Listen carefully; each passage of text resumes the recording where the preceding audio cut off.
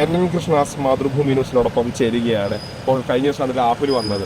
രാഹുൽ വീണ്ടും പാലക്കാട് മണ്ഡലത്തിലേക്ക് എത്തുന്നു. അപ്പോൾ എന്താണ് രാഹുലിനെ എങ്ങനെയാണ് CPM എങ്ങനെയാണ് നേരിടാൻ ഉദ്ദേശിക്കുന്നത്, അല്ലെങ്കിൽ ജനങ്ങൾ എങ്ങനെയാണ് നേരിടാൻ ഉദ്ദേശിക്കുന്നത്? കോൺഗ്രസ് പാർട്ടിയാണ് ഇതിന് ജനങ്ങളോട് മറുപടി പറയുന്നത്. ഇങ്ങനെ ദുർഗന്ധം പേറുന്ന ഒരു യൂണിറ്റ് കോൺഗ്രസ് പാർട്ടി കൊണ്ട് നടക്കണം, എന്നിട്ട് ജനങ്ങളുടെ ഇടയിൽ ആ ദുർഗന്ധം കോൺഗ്രസ് പാർട്ടി കൂടി അത് ഏറ്റെടുക്കണം. അത് കോൺഗ്രസ് പാർട്ടിയാണ് തീരുമാനിക്കുന്നത്. ജനങ്ങൾക്കുള്ള പരിമിതി പാലക്കാട്ട് എന്താണെന്ന് ചോദിച്ചാൽ, നമ്മുടെ RP ആക്ട്, നമ്മുടെ ജനപ്രാതിനിധ്യ നിയമത്തിൻ്റെ ഒരു ദൗർബല്യമുണ്ട്. അത് പണ്ട് മുതലേ ചർച്ച ചെയ്യപ്പെട്ടുകൊണ്ടിരിക്കുന്നതാണ്. വോട്ട് ചെയ്യാൻ മാത്രമേ ജനങ്ങൾക്ക് അവകാശം. വോട്ട് ചെയ്തതിന് ശേഷം ജനങ്ങൾക്ക് നേരെ തുണിപൊക്കി കാണിക്കുന്ന ജനപ്രതിനിധികളെ തിരിച്ചു വിളിക്കാനോ വോട്ട് റദ്ദാക്കാനോ വോട്ട് ചെയ്തവർക്ക് അവകാശമില്ല. അതുകൊണ്ടുള്ള ഗതികേട് വോട്ടർമാർക്കുണ്ടോ. ചെയ്ത വോട്ട് തിരിച്ചെടുക്കാൻ ജനങ്ങൾക്ക് അവകാശമില്ല. ആ ഒറ്റ പരിമിതി കൊണ്ട് ജനങ്ങൾ ഇത് സഹിക്കണം.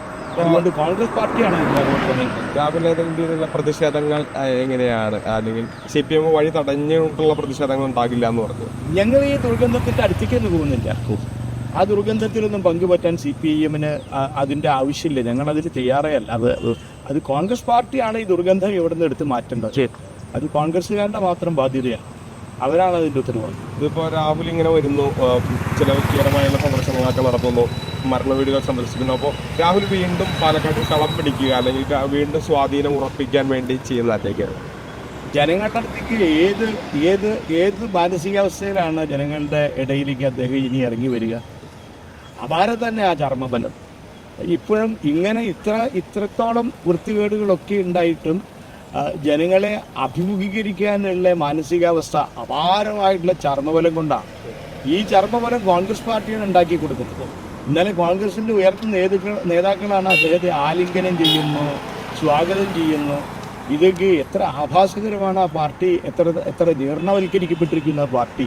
രാഹുലിന്റെ സസ്പെൻഷനിലാണ്, പക്ഷെ എങ്കിലും നേതാക്കളൊരു പിന്തുണ കിട്ടുന്നുണ്ട്. രാഹുലിന്റെ വരവൊക്കെ നേതാക്കൾ അറിഞ്ഞുകൊണ്ടാണോ? തീർച്ചയായിട്ടും കോൺഗ്രസ് നേതാക്കൾ ജനങ്ങളെ അതാ ഞാൻ പറഞ്ഞത്, കോൺഗ്രസ് പാർട്ടി ഇവിടുത്തെ ജനങ്ങളെ വഞ്ചിക്കുകയാണ്. ജനങ്ങളുടെ ഇടയിൽ ദുർഗന്ധത്തെ എടുത്തു മാറ്റാനും ഈ ദുർഗന്ധം കോൺഗ്രസിന് ചുമലിൽ നിന്ന് ഒഴിവാക്കാനും കോൺഗ്രസ് പാർട്ടി തയ്യാറാവുന്നില്ല. അതാണ് അവരുടെ അധപ്പതനം. ഇത് കോൺഗ്രസിന്റെ തന്നെ അധപ്പതനത്തിലേക്കാണ് ചെന്നെത്തുക. കോൺഗ്രസ് നശിക്കും, അവിടേക്കാണ് ചെന്നെത്തുക. ഈ വിഷയത്തിൽ നിലപാട് വ്യക്തമാക്കുകയാണ്.